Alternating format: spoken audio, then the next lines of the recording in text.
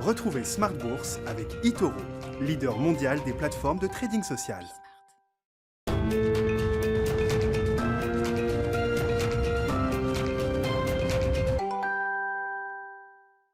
Bienvenue dans Smart Bourse, votre double dose quotidienne de marché en direct sur Bismart. Chaque jour à la mi-journée, 12h30, 13h. Et le soir, la grande édition, le grand digest de l'information économique, financière et boursière pendant une heure à partir de 18h30. Au sommaire ce soir, les entreprises à la manœuvre et le dossier Carrefour qui reste à la une. Le dossier Carrefour qui a un peu baissé au final à l'arrivée, une baisse moins importante que ce qu'on a pu voir en cours de séance. Un repli d'un peu plus de 2% après la hausse de 13% et plus hier suite à l'offre, à la proposition amicale non engageante du Canadien Couche-Tard qui a été retoqué d'une certaine manière par le gouvernement français, Bruno Le Maire en premier, qui a affirmé quelques heures après l'annonce de cette proposition qu'il n'était pas favorable à ce rapprochement. Est-ce qu'on est sur un veto ferme de l'État français sur des questions de souveraineté alimentaire, nous dit-on, c'est inscrit effectivement dans la loi Pacte, ou est-ce que c'est une posture de négociation à ce stade pour l'État français qui, rappelons-le, ne détient aucune participation dans le groupe Carrefour? On verra bien, en tout cas le dossier est intéressant et on en parlera avec nos invités de Planète Marché dans un instant. On évoquera également la grande mue engagée aujourd'hui par Renault avec la présentation du plan stratégique du nouveau directeur général Luca De Meo, un plan à 10 ans, Renaulution, qui va se faire en 3 étapes, résurrection, rénovation, révolution, pour aboutir dans 10 ans à un changement de statut de Renault. Renault doit devenir une entreprise de technologie qui utilise l'automobile et non plus une entreprise automobile qui utilise de la technologie. Ça, c'est le narratif marketing qui a été vendu aujourd'hui par le directeur général de Renault. Le marché est resté relativement neutre sur ces annonces, puisque le titre Renault baisse d'environ 1% ce soir dans un marché parisien qui aurait été légèrement positif sur cette séance. Vous aurez le résumé complet dans un instant avec Nicolas Pagnès depuis la salle de marché de Bourse Direct. Et puis le dernier quart d'heure de Smart Bourse chaque soir, le quart d'heure thématique. Le thème ce soir, ce sera le thème des small et mid cap. On en parlera avec le directeur général adjoint de Ports-en-Par qui sera avec nous en visioconférence à partir de 19h15 en direct.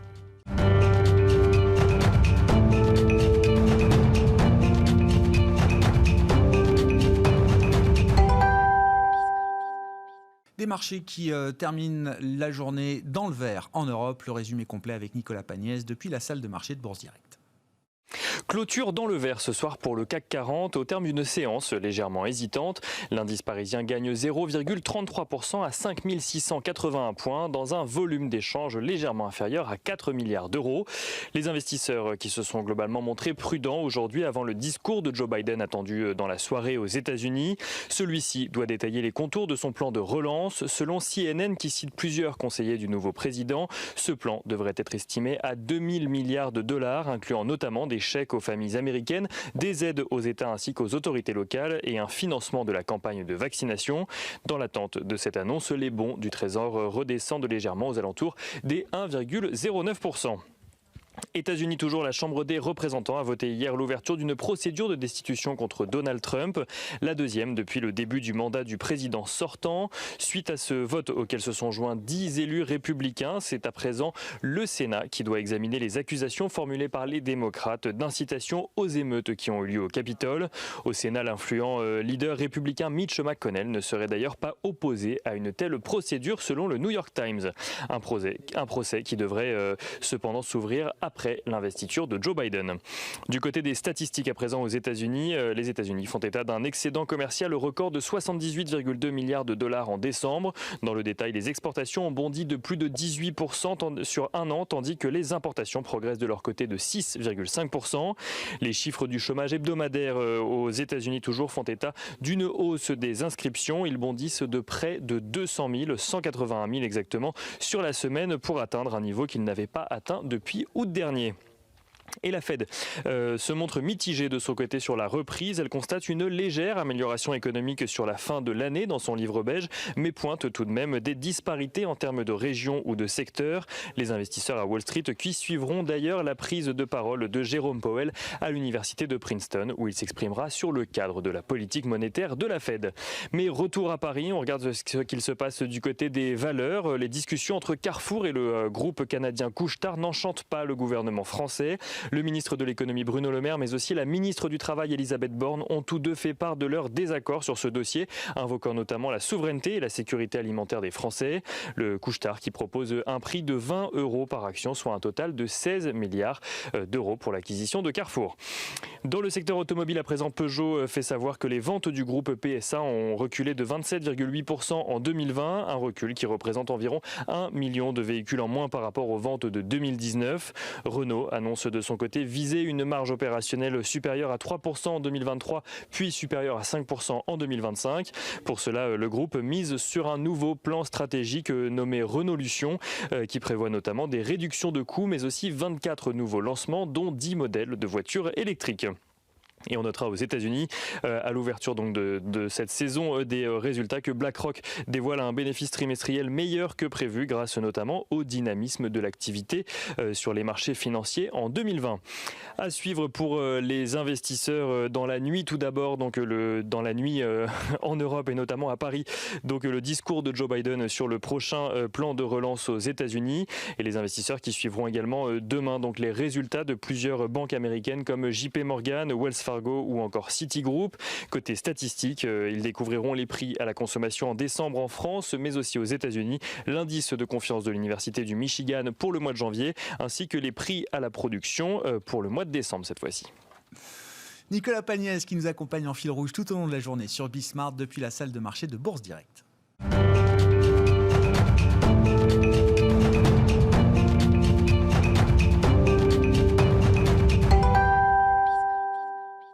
Deux invités avec nous ce soir pour nous accompagner et décrypter les mouvements de la planète marché. Olivier de Béranger est avec nous, le directeur de la gestion de la financière de l'Échiquier. Bonsoir et bienvenue Olivier. Bonsoir Grégoire. Nicolas Brault nous accompagne également. Bonsoir Nicolas, merci d'être là. Bonsoir, vous êtes le directeur général de Oudart Gestion, les entreprises à la manœuvre. Parlons des entreprises, parlons du dossier Couche-Tard Carrefour, le dossier chaud du moment. Partons du principe peut-être Nicolas que les Canadiens sont des gens sérieux. Visiblement, Couche-Tard est une success story emmenée par un homme, un entrepreneur qui est un entrepreneur reconnu au Canada. Avant de parler de la politisation du dossier, comment vous comprenez l'idée, le rationnel de l'intérêt de Couche-Tard pour notre fleuron français Carrefour ? Alors, il faut quand même préciser que hier matin, avant 8h, j'avais jamais entendu parler de Couche-Tard.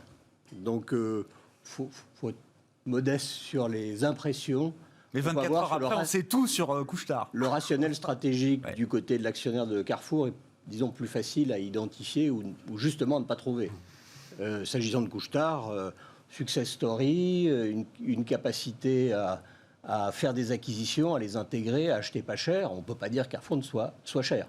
Ça, même si on n'aime pas Carrefour, ça n'est pas cher.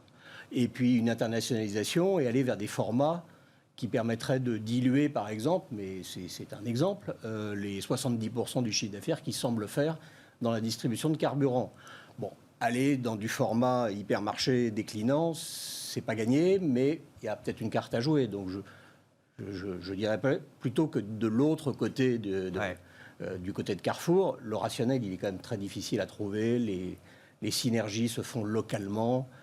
On va pas jouer 50 ans la distribution sur des thématiques de puissance d'achat. Ça, c'est le monde des années 80, encore le début des années 2000. Les enjeux de la distribution, ils sont ailleurs que dans les faits de taille pour acheter. Donc, moi, je ne le comprends pas. Donc, je trouve que c'est un aveu, quelque part, c'est un aveu d'échec. Tout le respect qu'on doit à l'équipe de M. Bompard, c'est un aveu d'échec. Enfin, s'il faut ça pour réveiller le cours de bourse, je ne vois pas quelle est l'equity story derrière, et puis surtout la logique industrielle. Alors peut-être c'est un défaut de compréhension, mais ça m'échappe. Bon, qu'est-ce que vous pouvez y comprendre, Olivier, sachant encore une fois que Carrefour semble plutôt ouvert à la discussion. En tout cas, dans un premier temps, on n'a pas eu un communiqué veto disant non, 20 € sous-évalue le prix de Carrefour, on n'en veut pas, c'est pas amical. La réaction de Carrefour a plutôt été assez amical en l'occurrence. Oui, je pense que ça traduit surtout la réaction des actionnaires de Carrefour, plus que du management et du projet de transformation qui est mené par M. Bompard. Ce qui est vrai, c'est ce qu'on a du mal à comprendre dans cette opération, c'est que la difficulté pour Couche-Tard, c'est qu'ils subissent les confinements en Amérique du Nord parce qu'ils ont essentiellement des stations-service et des supérettes. si vous êtes québécois, vous appelez ça un dépanneur, qui se retrouvent plutôt en bord de ville. Et donc, elles sont moins fréquentées à cause des différents confinements. Donc, aller acheter en Europe une société dont l'activité principale est dans des hypermarchés hors des grandes villes, c'est assez étrange. Donc, c'est le premier point. Le deuxième point, c'est, je rejoins tout à fait ce que vient de dire Nicolas, c'est que le challenge de la grande distribution, c'est le digital. C'est pas de consolider, c'est pas d'avoir toujours plus de magasins. Et Carrefour, en gros, c'est 3% du chiffre d'affaires qui est en digital, peut-être 5% en France, mais on est sur des niveaux très faibles si on compare par rapport aux autres réseaux de distribution. Donc, les synergies entre ces deux groupes, on ne les voit pas très bien. Donc, c'est plus une porte de sortie pour les actionnaires, notamment la famille Moulin et M. Arnault, qu'autre chose. Et 20 €, c'est sûr que c'est mieux que ce que ça valait avant. C'est quand même un aveu de gros échec. C'est-à-dire qu'avec 75-80 milliards d'euros de chiffre d'affaires, Carrefour serait racheté par une société qui vaut 2 fois plus qu'elle en capitalisation, alors que son chiffre d'affaires, c'est plutôt 55-60 milliards de dollars. Ouais. Et dans des secteurs où la marge, la distribution de carburant, je n'ai pas les chiffres en tête, mais j'imagine que ce n'est pas la distribution la plus rentable en Amérique du Nord, c'est un peu un aveu d'échec. Après, si ça donne une solution financière aux actionnaires qui, pour la famille Moulin ou pour monsieur... Galeries Lafayette, famille Moulin, oui, propriétaire des Galeries Lafayette. Bernard Arnault, bien sûr. Probablement plus besoin du cash que monsieur Arnault, mais bon, ça donne une porte de sortie. Voilà, c'est un peu le cycle des M&A. Il reprend surtout après les récessions, quand on a trié entre les bilans forts et les bilans faibles. C'est pas que le bilan de Carrefour soit faible, mais en tout cas, celui de Couche-Tard, il est plutôt fort. Après toutes les acquisitions qu'ils ont réalisées, on a un ratio net dette EBITDA qui doit tourner autour de 1, donc qui est tout à fait correct et qui permet de s'endetter pour acheter un concurrent, d'autant plus que la capitalisation de Couche-Tard est 2 fois supérieure à celle de Carrefour. Donc vous y voyez avant tout une logique financière favorable à certains des gros actionnaires de Carrefour.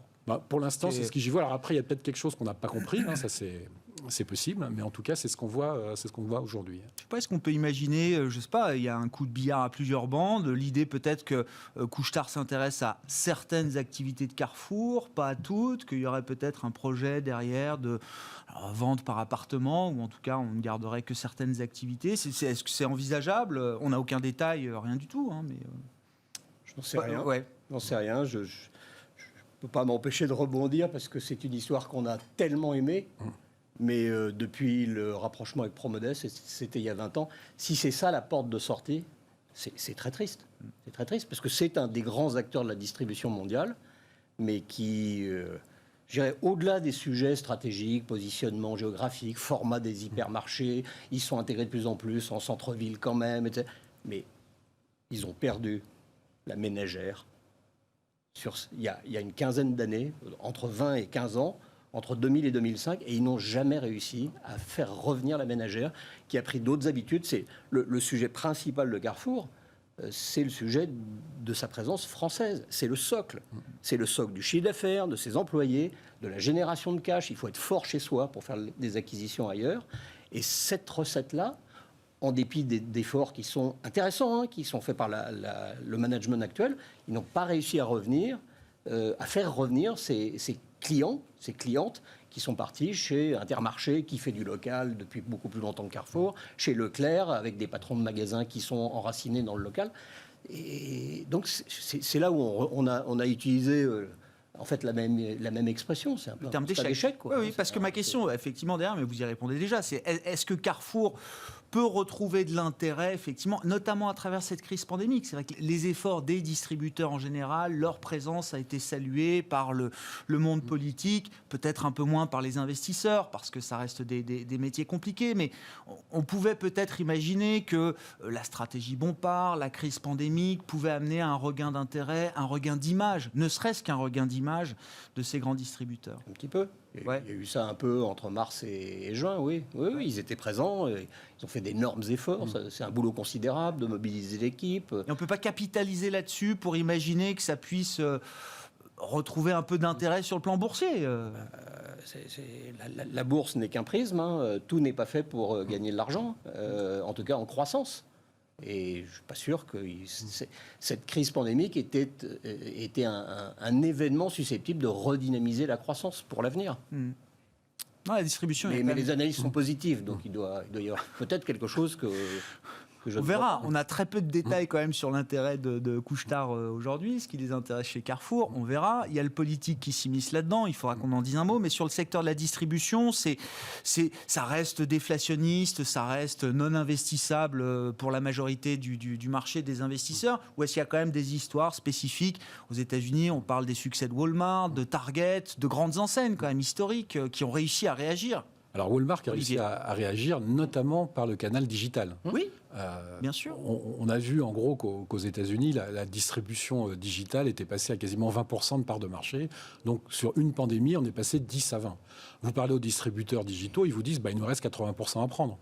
C'est ça la réalité du marché. Et pour revenir sur ce Carrefour, je rappelle que 20 €, ça fait une valo en gros de 5 fois et demi la valeur d'entreprise sur l'EBITDA. La moyenne du secteur, c'est 6,5. Donc c'est-à-dire que la porte de sortie honorable que tout le monde trouve, finalement, c'est déjà décoté par rapport au secteur. Donc, probablement que s'il y a une opération, ce sera plutôt à 22, 23 que 20 €. Enfin, c'est un détail. Mais le vrai challenge de la distribution, c'est ça. C'est comment faire face aux nouveaux modes de consommation, à cette vague digitale qui arrive et avec des distributeurs digitaux qui semblent prendre une part vraiment importante de la valeur ajoutée de la distribution. Bon, sur l'émission du politique dans le dossier Carrefour, est-ce que c'est une surprise? Est-ce que c'est un coin où l'idée d'un veto ferme politique sur une telle opération, si jamais les discussions devaient avancer?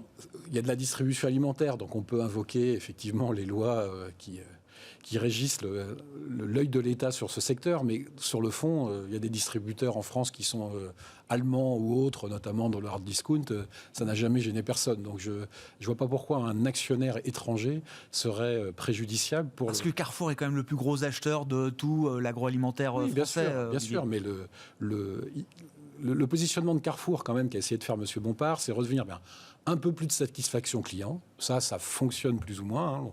On voit que vous vous rappelez des célèbres assemblées générales de Carrefour où les gens critiquaient tout. C'est quand même mieux. Et puis le bio dans l'alimentation, qui est quand même un axe qu'ils ont pris très fort et sur lequel, au moins, on peut dire qu'ils ne sont pas en retard. Donc, à mon avis, c'est plutôt ça qui intéresse Couche-Tard. Est-ce que ça veut dire qu'en rachetant la société, ils vont liquider tous les hypermarchés? Franchement, je ne pense pas. Donc, et je pense que la vision du gouvernement, c'est plus une vision sociale qu'une vision alimentaire. La chaîne alimentaire en France ne sera pas brisée si jamais Carrefour passe sous contrôle canadien. D'ailleurs, Bruno Le Maire, il va en douceur. A priori, je ne suis pas favorable à un tel rapprochement.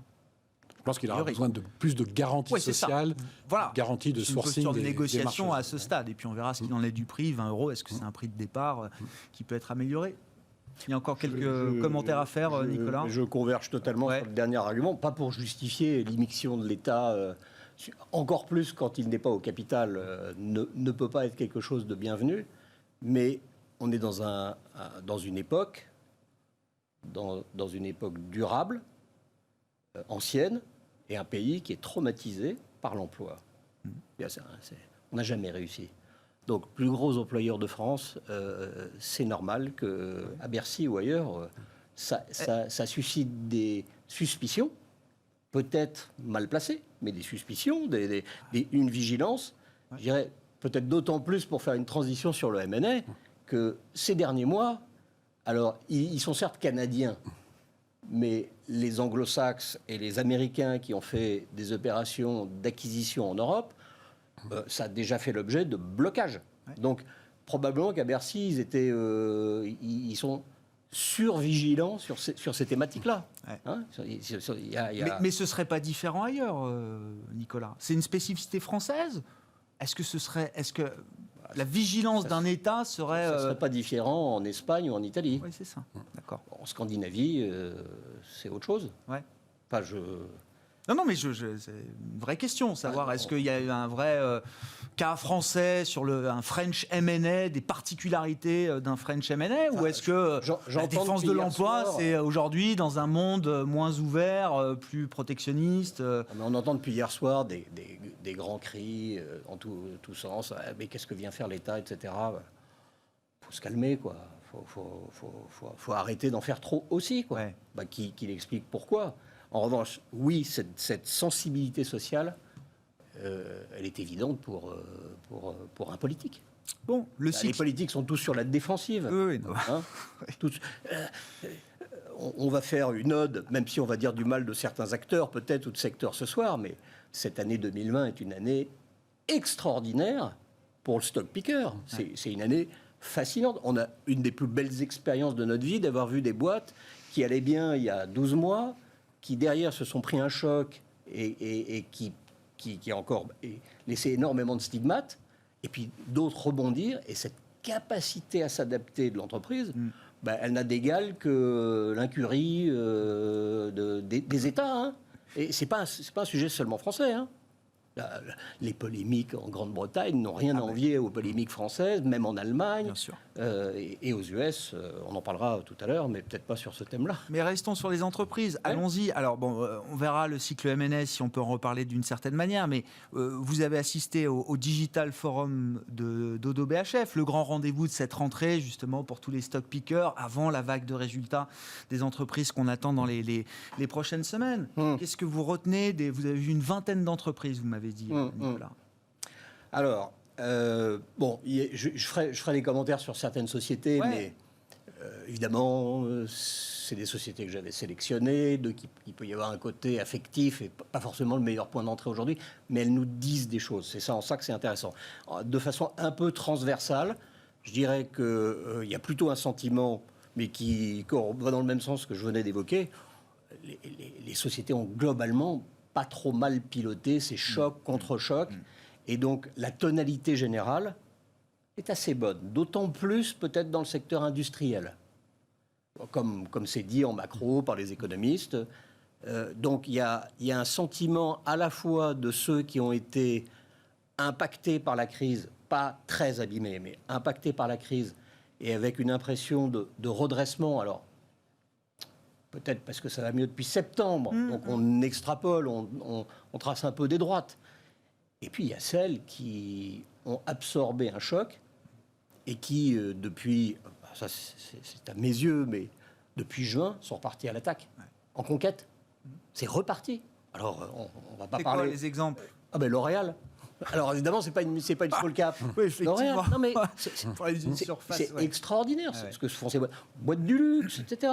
Alors, mais dans les entreprises que j'ai vues, il y en a une qui fait un absolu sans faute en 2020, mais avec des fondamentaux qui sont encore inspirants pour l'avenir. C'est Somfy.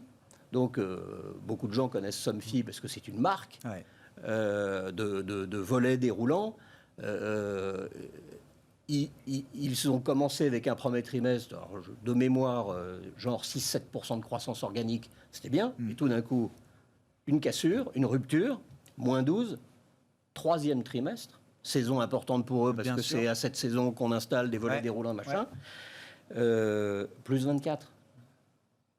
Le T4, je ne sais pas, il sort imminemment. Ces boîtes-là, elles sont surprises elles-mêmes par la vigueur de leur activité retrouvée dans l'idée d'une sortie de crise. Un dirigeant est toujours surpris. Il dit qu'ils sont contents de ouais. Mais moi, ce que je retiens, c'est la capacité à identifier quel est l'enjeu, y répondre, exécuter. C'est pas évident, hein, tout d'un coup, de gérer. Alors, c'est quand même des Dit hommes. comme ça derrière. paraît très simple. Ah, non. Mais quand on est les mains sur les commandes, c'est compliqué. Un de mes grands guides, c'est que c'est très, très difficile d'être simple. Il y a tellement de gens qui veulent faire compliqué ou qui veulent changer de stratégie ou changer d'actionnaire. Puis si ça ne va pas, on change de patron. Je suis désolé, ce n'est pas ces boîtes-là qui nous inspirent dans la durée. Donc, Somfy, capacité d'exécution. Derrière, ils vendent. Et ça révèle des tendances qui... Alors là, on reprend la musique de l'année dernière, mais ça va durer. Ça va durer. Pourquoi ça repart? Ça a accéléré des tendances de fond. L'efficience énergétique, le bâtiment, c'est 35% de la consommation d'énergie. C'est bien, tout le monde veut de la clim maintenant parce qu'il fait chaud et on n'a plus besoin d'avoir une maison dans le sud quand on a la chance d'avoir une résidence secondaire pour mettre de la clim. On en veut même chez vous. Moi, je vois des jeunes, ils s'installent en région parisienne, ils achètent une petite maison, ils veulent mettre de la clim. À un moment donné, on va nous dire la clim, les gars, c'est juste un désastre écologique. Donc, Tout ce qui est en mesure de créer des protections solaires, c'est la première efficience énergétique. Et puis derrière, c'est la digitalisation de la maison. On connaît sûrement avec Olivier depuis très longtemps Legrand, etc. Somfy, c'est en plein dedans. L'interopérabilité de tous les équipements de la maison. Et ça, c'est un révélateur. Ouais. Et vous sortez de là avec une croissance organique positive sur l'année, des profits en hausse et du cash l'année des confinements et de la crise sanitaire. Remarquable. Bon, Olivier, sur le stock picking, là, beaucoup de choses passionnantes rapportées par Nicolas Brault. C'est quoi les grandes lignes du stock picker là, pour 2021 ? Nous, on a l'impression que les 3 années qu'on vient de vivre ont été très différentes. C'est-à-dire que 2019, année très indicielle. Tout monte, tout baisse, les indices ont plutôt monté, tout a monté ensemble. 2020, année extrêmement sectorielle. Il y a les bons secteurs, l'efficience énergétique, le digital, il y a les très mauvais secteurs, l'hôtellerie, l'aérien, tout ce qui est autour du mouvement. On a l'impression, et en 2020, en fait, que vous soyez un bon acteur dans un mauvais secteur, ça ne comptait pas, vous baissiez pareil. Et si vous étiez un mauvais acteur dans un bon secteur, vous montiez pareil que les bons. C'est particulièrement vrai pour la tech américaine, où on a eu des valorisations assez délirantes. Donc, c'est souvent l'allocation qui a fait la performance plus que le picking. C'est plus que le picking. Et nous, on a l'impression quand même 2021, ça va un peu ressouffler, la poussière va retomber.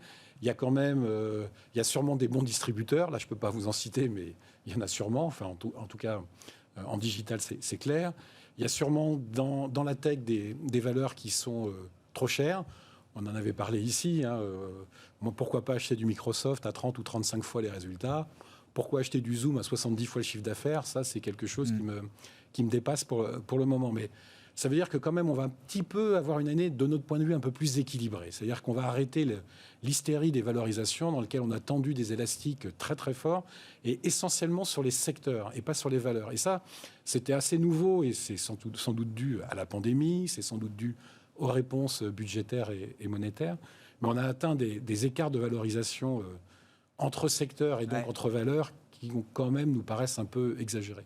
Donc on a l'impression que 2021 pourrait être un certain retour à l'équilibre, ou en tout cas des portefeuilles plus balancés. Et d'une certaine manière, est-ce que vous avez déjà organisé vos portefeuilles en ce sens-là ? Est-ce que le trou d'air historique de février-mars a été mis à profit, si on refait un peu le bilan de l'année 2020, a été mis à profit dans vos maisons pour justement recharger, remettre du potentiel dans les portefeuilles ? Ou est-ce que ça se fait au fil de l'eau ? Ou est-ce que vous êtes en plein dedans aujourd'hui ? Ça se fait plutôt au fil de l'eau et je dirais qu'on a été un peu... On a pris le temps d'attendre. Prudent, ouais, d'accord. Et on a plutôt recommencé à mettre un peu de cycle après l'été. C'est-à-dire qu'on n'a pas acheté au plus bas, j'aimerais bien vous le dire, mais c'est pas vrai. On a plutôt acheté après l'été, dans cette idée quand même qu'on avait l'impression qu'un jour ou l'autre, le cycle redémarrait et que la qualité finirait par payer. Et ça, c'est un grand thème. Si j'avais 2 thèmes pour 2021, c'est équilibre et qualité, c'est-à-dire portefeuille plutôt équilibré. Vous embêtez pas à faire des value traps ou des trucs qui vont peut-être rebondir de 50%, mais je le rappelle toujours, Air France a perdu 70%, Air France a repris 70%. Si vous aviez au 1er janvier 2020, vous perdez 50%. Donc, c'est bien si vous attrapez le couteau qui tombe au plus bas, mais sinon, vous n'avez pas fait de performance. Donc, portefeuille plus équilibré en termes de style et surtout aller vers la qualité, vers les bilans solides. La montagne de dettes qui s'accumule, de toute façon, va favoriser les bilans solides à un moment ou à un autre. On ne sait jamais quand ça commence, mais le jour où il y aura des tensions sur le crédit, vous serez mieux avec des entreprises pas trop endettées qu'avec des entreprises qui ont déjà des bilans un peu stressés. Parce qu'il y aura des tensions sur les taux. Alors moi, je ne crois pas que les tensions sur les taux, elles sont pour tout de suite. Mais je pense qu'il y aura plutôt des tensions sur les spreads de crédit. On a des spreads de crédit qui sont comprimés comme au début 2010. Le coût de financement des entreprises. Oui, c'est-à-dire la prime de risque au-dessus du taux sans risque payée par les entreprises, elle est quasiment au plus bas des 3 dernières années. C'est quand même étonnant dans une année de récession aussi forte, sur lequel il y aura des défauts. Alors évidemment, les banques centrales vont aider, il n'y aura pas de catastrophe, on va recapitaliser ce qu'il faut. Mais quand même... se dire que acheter du crédit aujourd'hui avec les primes de risque les plus basses des 3 dernières années, il faut quand même être courageux. On parlera de Renault, je veux qu'on garde quelques minutes pour parler de Renault du secteur automobile, mais allons-y sur la gestion aussi avec vous, Nicolas. Déjà, une question là, que j'aime bien poser à la fin de l'année 2020, début 2021. Est-ce que vos portefeuilles ont beaucoup tourné ? Non. Non. D'accord. Non. Bon, une année se termine. Quand on fait de la gestion d'actifs, c'est très bien de bien terminer l'année, mais on recommence à zéro. Notre expérience nous prouve que dès qu'on est satisfait, la porte de saloon n'est pas loin. Donc, il n'empêche qu'on a chacun notre ligne de conduite. Donc, la grande satisfaction de l'année dernière, c'est la discipline. Et cette discipline, on dirait volontiers qu'elle est historique, mais le 4e trimestre 2018 a été un marqueur. Baisse de 20%, hein, c'est ça? Baisse de 20% sur mois, fond de hausse de taux de la Fed. Sur le thème, ça y est, Fin du cycle. on avait déjà joué. Oui. Le cycle américain, c'est typiquement 7 ans. Ben là, on abordait l'année 10. Ça va s'arrêter. Et là, on a vu tous ces éléments que décrit Olivier, ils étaient là. Bilan. On voit des managements qui disent, moi, je suis très très bien avec 3,5 de levier de dette. Directing. Alors, on peut donner des noms. Elis, SPI, etc. On en a tous eu un petit peu. Je vois aucune raison de changer. D'accord. Il va continuer à faire froid. Il va faire très froid dehors. Ça fait 15 ans ou 20 ans que ça dure. Le monde reste extraordinairement compétitif. Hein, et je crois... Alors, moi, je suis marqué parce qu'on a d'abord une ossature de banques privées, des clients qui... Il leur apporte beaucoup plus de savoir où ils sont dans 2 ans ou 3 ans que de savoir si on négocie bien toutes les rotations. Personne n'est plus fort que le marché. Des gens qui se sont plantés là-dessus. Mais il y en a des gens qui nous conseillent. Et je ne leur fais pas insulte. Ils se trompent. Alors, ils font du market timing. Mais qui sait faire ça? Qui sait faire ça dans ce monde? On ne sait pas où il va. En revanche, les capitaines qui savent piloter un navire, traverser l'Atlantique, ils connaissent pas. Mais ça veut dire que les darlings que vous aviez avant la pandémie, enfin les darlings d'aujourd'hui, vos darlings d'aujourd'hui sont à peu près les mêmes qu'avant la pandémie. Vous dites pas, si on veut il y a quand même un nouveau cycle d'investissement, peut-être, alors nouveau paradigme, nouvelle ère, on a entendu tout ça, mais il n'y a pas une nouvelle histoire quand même, il n'y a pas de nouvelles idées peut-être à intégrer Marginalement, si. On a envie de les trouver. Mais pour rejoindre ce qu'Olivier disait, on n'y va pas en macro. On veut faire du titre par titre. Ouais.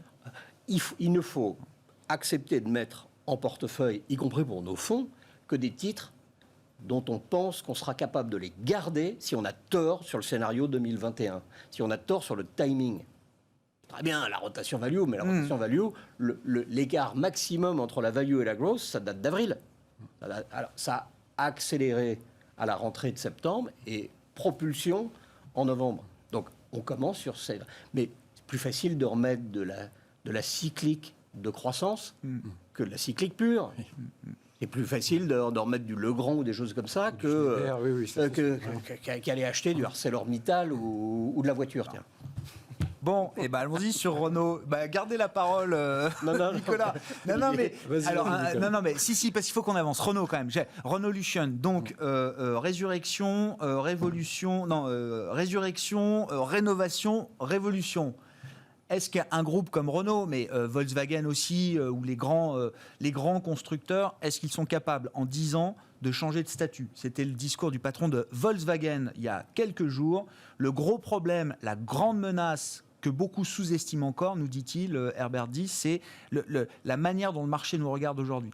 C'est-à-dire qu'il y a les nouveaux acteurs, Tesla, ça peut valoir l'infini, c'est une boîte qui peut lever notre cash flow annuel sur les marchés actions comme ça en claquant des doigts, 5 milliards par-ci, 5 milliards par-là, et ça c'est une vraie menace pour un groupe comme Volkswagen qui n'a pas le même accès, en tout cas au même prix, à la liquidité d'un Tesla, par exemple. Il faut qu'on change de statut, qu'on devienne des boîtes de tech. Est-ce que Renault s'engage sur ce chemin-là aujourd'hui? Je n'en sais rien, mais je ne donnerai pas le bénéfice du doute. Il y a une différence entre les constructeurs allemands, y compris Volkswagen, bien qu'ils soient sur tous les segments, et Renault ou Stellantis. C'est un généraliste. Mais on le voit sur les ventes du mois de décembre, on le voit dans le discours. Grâce à vous, j'ai été écouter Mme Bezos juste avant. Non, moins 21 d'évolution du chiffre d'affaires, des ventes automobiles l'année dernière, c'est parce que sur des marques qui sont de mass market, on résiste beaucoup moins bien qu'un BMW à moins 8. À l'échiquier, on sait ça depuis longtemps, que BMW, c'est un peu le seul praticable, quoi. Alors, les autres, ils ont des choses intéressantes. Dans le portefeuille de Volkswagen, il y a des marques premium. Moi j'ai beaucoup aimé l'automobile. Pas pour ça que j'ai raison, mais j'ai beaucoup aimé l'automobile. Et notamment les équipementiers, parce que c'est là que se crée la valeur. Simplement, il y a eu un choc, il y a 2 ans, vous vous souvenez d'une norme européenne que personne n'a vu venir, même les Allemands, et qui l'ont plutôt abordée avec arrogance, et ils ont trébuché. Mais surtout, le monde de l'auto est, de mon point de vue, en déclin en Europe, structurel. J'ai l'impression que l'auto, c'est la banque il y a 15 ans. Quand vous avez un secteur qui est dominé et dont les règles principales, les objectifs sont guidés par la réglementation, vous êtes dans une trap. Un entonnoir. Dans une trappe, dans un entonnoir. Et vous dites pas que quand même... On fabrique et on vend des automobiles électriques parce qu'on a dit tel critère, telle norme, sinon 20 milliards d'euros d'amende. Alors ils les font. Écoutez, Tavares, il y a 2 ans, il a dit, vous voulez, on y va. 2, ces voitures se vendent sous subvention. Donc, vous avez 2 fois le régulateur et l'État comme partenaires. Si vous savez anticiper ce que va faire le futur ministre de je ne sais quoi, qui aura changé dans 2 ans, et 3e point, le marché automobile, ça fait 5 ans, c'est la Chine qui compte. Ah oui. C'est la Chine qui compte. Le reste, c'est blablabla. Et donc, au-delà de Renault ou des exemples, il n'y a pas quand même dans le secteur, dans le thème automobile, quelque chose qui vous donne envie d'investir aujourd'hui particulièrement, Nicolas? Parce que c'est quand même une mutation énorme d'un secteur. Oui, qui est il y a subi, tout le qui est déclin. subi. Non, mais je comprends la partie déclin. C'est aussi une partie opportunité pour beaucoup de ces acteurs, peut-être. La capacité à se transformer est difficile. Alors, moi, pour les acteurs historiques. Il faut donner un nom d'un équipementier à avoir, je dirais Plastic Omnium, parce qu'ils ont, j'ai l'impression, cette capacité à se remettre en question. Ça fait 5 ans qu'ils ont été en Californie et qu'ils sont revenus en disant il y aura peut-être plus d'accidents parce que c'est la voiture autonome, plus de les bumpers, là, les pare-chocs, parce que ils se réinventent. Mais sinon, plutôt par du dérivé. La techno, la batterie est chinoise, la techno est américaine, et je comprends pas tout. Et les semi-conducteurs, on en a quelques bénéfices chez nous. C'est important pour ST, pour Infineon, pour ASML. Mais au-delà de ça, les constructeurs assembliers, pour vous, c'est fini. Je pense que c'est ça le thème, c'est que c'est plus des constructeurs, ce sont des assembleurs. On a eu exactement le même mouvement sur les PC. Si vous vous rappelez, dans les années 2000, les fabricants de PC sont devenus des assembleurs. Maintenant, la valeur, elle est chez les fabricants de composants et plus du tout chez les assembleurs de PC. Donc, ils ont l'ambition, quand même, je reprends Volkswagen Renault, de devenir des boîtes de tech, de reprendre une partie de cette valeur. Ça semble très challenging à 10 ans, là. Moi, je suis assez d'accord avec ce que vient de dire Nicolas. C'est-à-dire que la valeur, elle est partie chez les équipementiers. Donc, il y a les bons équipementiers qui sont des bons thèmes. Donc, si vous voulez creuser un peu, vous pouvez peut-être aller vers des fournisseurs de ces équipementiers. Et dans la batterie électrique, il y a quelques chimistes en Europe qui sont pas trop mauvais pour faire des plastiques qui servent. C'est ça, on remonte très très haut dans la chaîne. Vous commencez à être assez haut dans la chaîne. Je pense à une boîte allemande qui s'appelle Covestro qui fait ça. Mais c'est vrai que, vous pouvez pas éviter la zone géographique, c'est-à-dire que effectivement, si on préfère BMW, c'est parce qu'en Chine, ça marche bien et que les marges se tiennent. 2, régulation et intervention de l'État. De toute façon, personne ne peut deviner ce qui peut se passer, donc c'est pas la peine d'essayer de parier. Donc l'idée, c'est peut-être d'aller sur le 3e niveau de l'automobile et pas les assembleurs, mais les fournisseurs d'assembleurs, sachant que dans une voiture électrique, à part les systèmes de technologie, entertainment, autopilot et autres, la techno est en fait assez faible. Par un moteur diesel, c'est beaucoup plus compliqué à faire qu'un moteur électrique. Donc ça demande moins de composants, ça demande moins de fournisseurs, et donc la chaîne de valeur, elle est plus difficile à garder en marge pour les fournisseurs. Et moins de personnel pour les fabricants. Oui, c'est moins d'emplois. C'est compliqué. Joe Biden veut viser la Lune, sans transition aucune, mais ça va être le discours tout à l'heure du président élu qui va détailler. Alors, on parle beaucoup du plan de relance économique, il y a quand même l'urgence sanitaire, il aura sans doute là aussi peut-être des éléments de détail sur une stratégie sanitaire sur le plan fédéral. Quel signal politique, en l'occurrence, vous attendez de la part de Washington et du personnel qui va arriver aux affaires la semaine prochaine? Olivier. Il y a le chiffre, on attend tous le montant du plan. Là. On passerait de 900 milliards à 1600 milliards ou peut-être même 2000 milliards. C'était le chiffre de cet après-midi. Donc ça, c'est la première chose, avoir une idée de quel va être l'impact sur le PIB américain en 2021 de ce plan de relance. Est-ce que les particuliers vont recevoir des chèques de $1000, $1500, $2000 ? Ça, évidemment, c'est un impact fort sur l'économie américaine, parce que je vous rappelle que 75-80% du PIB américain, c'est la consommation. Comme on a un taux d'épargne qui est autour de 17-18%, un des plus hauts depuis les 25 dernières années, si vous rajoutez un chèque, normalement, il y a forcément un moment dépensé en partie. où la consommation va repartir. C'est dur de timer au mois près, mais ça va arriver. D'ailleurs, on l'avait vu avec le premier chèque, un net rebond des ventes au détail avec ce chèque. Donc ça, première chose qu'on attend, c'est le chiffre. Mais deuxième chose, c'est comment il obtient une majorité ou comment il arrive à négocier un package budgétaire avec les Républicains. Et ça, je pense que c'est le plus important. Et c'est aussi lié à ce qui se passe avec le président Trump. C'est-à-dire qu'il faut quand même qu'il trouve un moyen de s'arranger avec les Républicains les plus centristes pour pouvoir faire ces grands programmes d'investissement. Vous savez bien sûr, il a la majorité technique au Sénat, mais il y a des procédures parlementaires un peu spéciales aux États-Unis qu'il faut que vous ayez 60-65 voix de sénateurs pour proposer une loi qui peut passer par 51 voix. Donc c'est quand même assez étrange. Et ça, il va falloir qu'il trouve l'aide des républicains centristes. Et je pense que la manière dont il va gérer la sortie du président Trump va aussi nous donner des idées sur comment il pourrait trouver cet accord politique avec les Républicains. Mais on peut espérer un espèce de signal politique fort de réconciliation bipartisan, là. C'est ce que le marché espère. C'est ce que le marché espère, sauf que le timing, il est un peu embêtant, puisque le vote au Sénat, il a lieu le 19, la semaine prochaine, la veille de l'investiture. Pour la destitution. Donc c'est pas forcément le plus facile. Mais oui, on peut espérer une forme d'apaisement. Je pense que c'est tout le thème, quand je parlais de l'équilibre tout à l'heure sur 2021, c'est aussi donc vrai ça compte alors quand même. Ça peut compter, le fait d'être moins radicaux. Vous avez vu que beaucoup de sociétés américaines coupent le financement des sénateurs républicains qui ont refusé de dénoncer d'endorse Joe Biden. Oui, d'accord. Ceux qui n'ont pas accepté, qui n'ont pas reconnu Joe Biden comme président élu. Et ça a des impacts dans la politique américaine. L'argent, c'est quand même le nerf de la guerre aux États-Unis, et spécialement en politique. Des patrons américains républicains dire je me sens trahi. J'ai été trahi par. Donc la manière dont il va réussir sans parler de consensus, parce que c'est peut-être un mot plutôt européen, mais comment il va arriver à trouver des accords bipartisans va être très important sur la manière dont le plan va être développé. Quel est le signal politique que vous attendez en provenance de Washington ? Aucun. Bon. Moi, je vous ai dit la dernière fois, l'Amérique, il faut la laisser travailler. Cette espèce de surmédiatisation des effets des événements politiques, il nous intéresse énormément comme citoyens. Mais sur le plan économique et sur le plan des marchés, il faut que ça redevienne business as usual. Donc, c'était la crainte de Corporate America. Peut-être les sujets les plus immédiats qui sont à sa portée, c'est effectivement sur le plan sanitaire. Il peut quelque chose et il a des idées très différentes de Trump. Le reste, l'apaisement, il va le dire. C'est comme les belles intentions.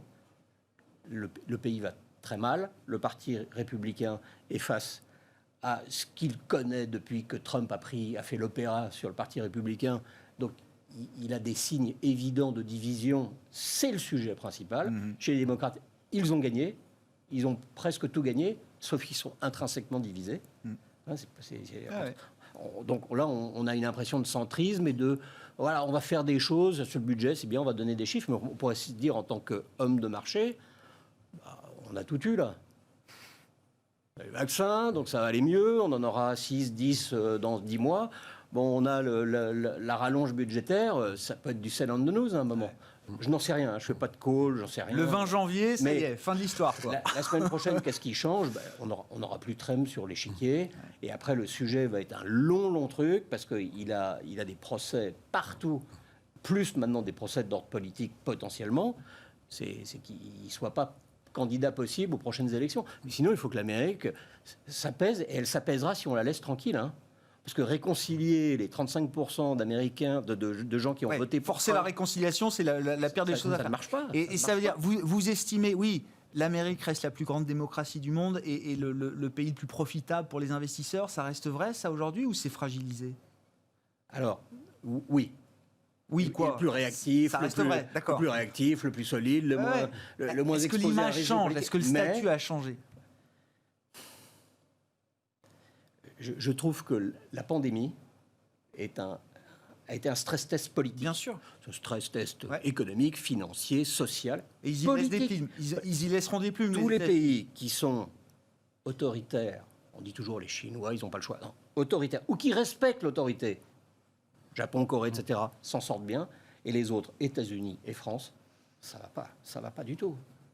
Et les gens qui disent, on voit parfois des économistes dire, le taux de vaccination offre les meilleures perspectives de récupération en 2021 et au-delà, quelque chose qui est assez séduisant comme ligne de conduite. Ouais. Donc oui, ça reste sanitaire, quoi. Ouais. Est-ce que l'Amérique a perdu des plumes à travers cette crise pandémique aux yeux des investisseurs étrangers qui n'ont pas forcément le même rapport à la démocratie que nous en Europe ou qu'aux États-Unis? On est dans le monde du relatif. Je pense pas, oui, voilà. Je pense pas vraiment que ce soit la pandémie qui a été...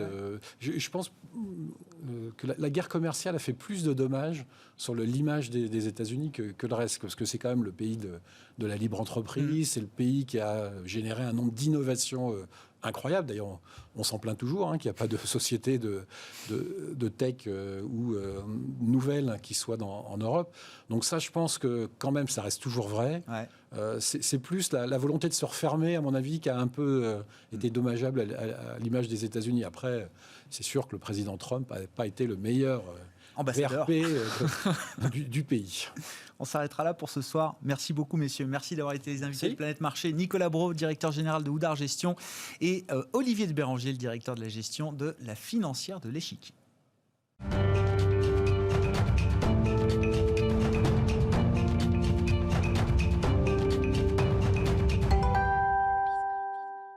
Et on parle small et mid cap pour terminer cette heure de Smart Bourse. Chaque soir, vous le savez, le dernier quart d'heure qui est consacré à un thème de marché, le marché à thème, le quart d'heure thématique de Smart Bourse. Et donc, on parle ce soir des petites et moyennes capitalisations boursières qui ont retrouvé leur surperformance historique l'an passé. On en parle avec Vincent Le San qui nous rejoint à distance, directeur général adjoint de Ports-en-Par. Bonjour et bienvenue, Vincent.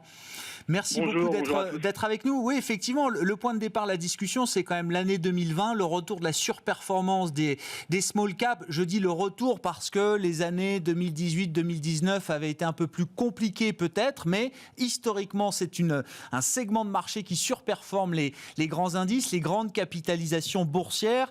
Pourquoi est-ce que 2020 a été l'année du retour de la surperformance des small caps? J'ai vu que les small caps françaises avaient mis peut-être 14 points dans la vue au CAC 40. C'est à peu près l'ordre de grandeur, Vincent? Oui, alors effectivement, et d'autant plus, je dirais qu'on regarde, c'était d'autant plus vrai sur les petites d'entre elles, plus sur les small que les mid d'ailleurs, et notamment sur le compartiment Euronext Growth en fait, qui est tiré très clairement par des secteurs qui passent au travers des gouttes de la crise. C'est le cas notamment dans la technologie. On a beaucoup je crois qu'on pourrait citer les secteurs des jeux vidéo qui a particulièrement bénéficié du confinement. Des titres comme Nekon, des titres comme Focus Home Interactive, comme Guillemot Corp. Voilà, tout ça, ces dossiers Dontnod encore qui ont vraiment connu une très belle année 2020. On a également sur ce segment de la cote beaucoup de valeurs également qui sont liées aux énergies nouvelles. Transition énergétique, je pense notamment à un titre comme Maxi, qui a simplement fait x10 sur l'année 2020, qui est rentré au SBF 120 d'ailleurs en toute fin d'année. Je pense que dans le stockage de l'hydrogène, ça vient bien illustrer. Et puis les valeurs santé également, beaucoup de valeurs santé sur ce segment de mid and small et sur les small. Et là aussi, dans un contexte un peu anxiogène autour du contexte sanitaire, toutes les valeurs santé ont repris de l'intérêt et cette tendance de 2020, en fait, on la voit se poursuivre sur ce début de l'année, puisque là encore l'indice small est en hausse de 5%, donc surperforme le CAC 2-3 points sur les premiers jours là, de l'année 2021. Ouais, ça veut dire que quand même ce segment small, il peut profiter aussi du thème de la réouverture des économies. Parce que les exemples que vous avez cités, les jeux vidéo, la santé, effectivement, il y a eu le boom de la pandémie pour certains de ces secteurs-là. Si on bascule vers l'idée de la réouverture des économies, de la normalisation, les small caps gardent de l'intérêt, gardent des intérêts stratégiques. Oui, parce qu'il y a aussi, vous avez aussi tout un pan de l'activité qui est effectivement qui est lié au rebond de l'activité. Hein. Je pense à des sociétés dites plus traditionnelles. Je pense à des Manitou là, qui a publié très récemment, des Trigano. Retrouver les valeurs moyennes qui sont plus liées à l'économie et effectivement qui rebondiront dans une sortie de crise. Qu'est-ce que vous attendez des opérations sur cette année 2021 ? Opérations sur capital au sens large, hein, je mets les introductions en bourse, les levées de fonds, les augmentations de capital, le M&A, un peu dans la même histoire, mais est-ce que 2021 s'annonce comme une année très, très dynamique sur ce plan des opérations sur capital et sur fonds propres, Vincent ? Oui, alors effectivement, ça s'annonce comme une très grosse année. Deux choses. On aura toujours, je pense, la tendance qui est depuis l'année 2019 sur le M&A. Vous parliez donc du M&A, des offres publiques. Depuis la loi Pacte, donc on a des conditions qui sont plus faciles pour sortir de la cote, hein, avec un abaissement du seuil de sortie de cote, non plus à 95, mais qui a été rabaissé à 90%. Et on a vu plus d'une trentaine d'opérations l'année dernière. Et c'est une tendance qui va se confirmer en 2021. Notamment pour toutes ces sociétés qui jugent être sous-valorisées en bourse, qui ont des résultats et qui ont des capacités à aller chercher des fonds qui les accompagnent pour financer cette sortie de cote. Ça, c'est la première des tendances qui va se poursuivre. On est beaucoup sollicité en fait sur ces thématiques-là. La deuxième tendance de fond, c'est bien sûr les IPO, hein, puisque là on n'a jamais eu autant en fait de mandats signés à pareille époque de l'année. Pour vous donner un chiffre, on a nous, par BNP Paribas, 5 mandats à exécuter sur le premier semestre. Ah ouais. Ce qui est quand même assez. Beaucoup de retard a été pris au cours de l'année 2020. C'est ce qu'il faut comprendre, Vincent ? Alors, il y a ce phénomène, on l'avait déjà effectivement enregistré au second semestre. Hein, on avait repris dès septembre, on a accompagné la société Ecomiam, on a également accompagné la société Alchimie. Donc ce mouvement, on l'a déjà senti, je dirais, après l'été, et se poursuit. Et quand on regarde un peu la nature d'activité des sociétés qu'on introduit, on retrouve effectivement la santé. Hein. Il y a la première IPO de l'année qui a été annoncée, c'est Ferrecides, hein, dans le traitement des maladies résistantes aux antibiotiques. Donc, il sera la première opération de l'année.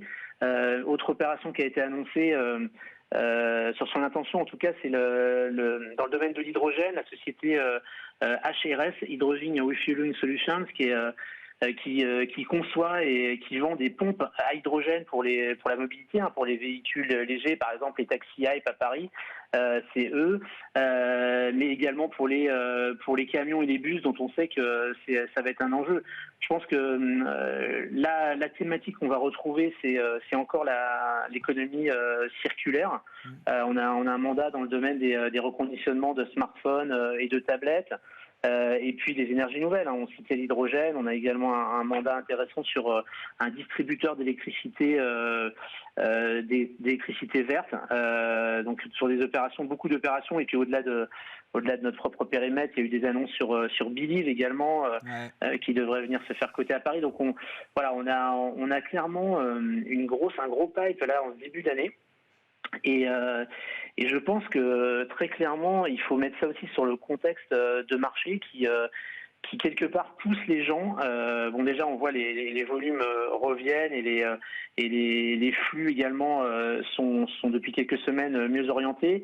Et puis, je pense également que psychologiquement, les chefs d'entreprise se disent que il faut prendre des décisions structurelles, donc qui touchent les fonds propres et probablement ce contexte pousse des opérations qui, dans un contexte, je dirais, plus tranquille, n'auraient pas été forcément en bourse, ou en tout cas pas tout de suite. Que dire des valorisations en général, en particulier aussi peut-être sur certains segments ou secteurs de la cote spécifiques, Vincent?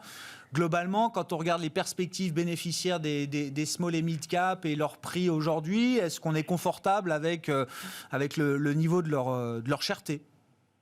Oui, on est confortable puisque les multiples restent en moyenne tout à fait conformes en fait à ces secteurs d'activité. On est autour de 15 fois en moyenne les bénéfices 2021. Donc on est sur des tendances de long terme. Il n'y a pas de caractère de bulle. Alors bien évidemment, quand on regarde le sous-jacent, c'est qu'effectivement le marché pour payer ces prix-là, ça sous-entend un rebond du bénéfice par action, assez fort, puisqu'on parle de 30% en moyenne là aussi sur ce compartiment.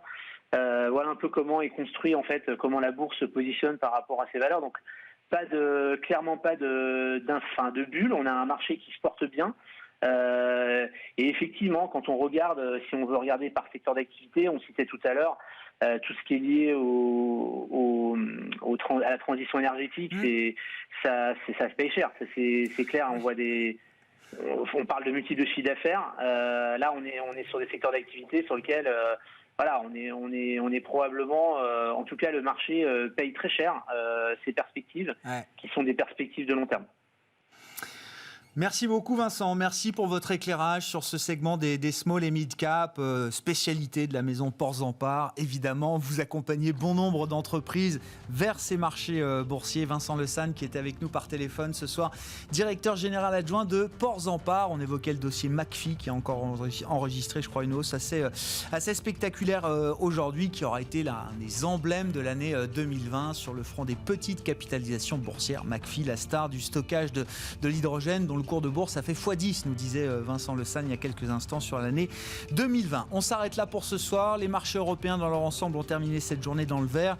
L'événement à suivre, ça reste quand même le discours de Joe Biden avec des précisions sur sa stratégie sanitaire et le plan de relance économique attendu après la victoire démocrate. Le discours aura lieu dans la nuit pour nous, heure de Paris. Et on se retrouve évidemment demain en direct dès 12h30 sur Bismart pour Smart Bourse.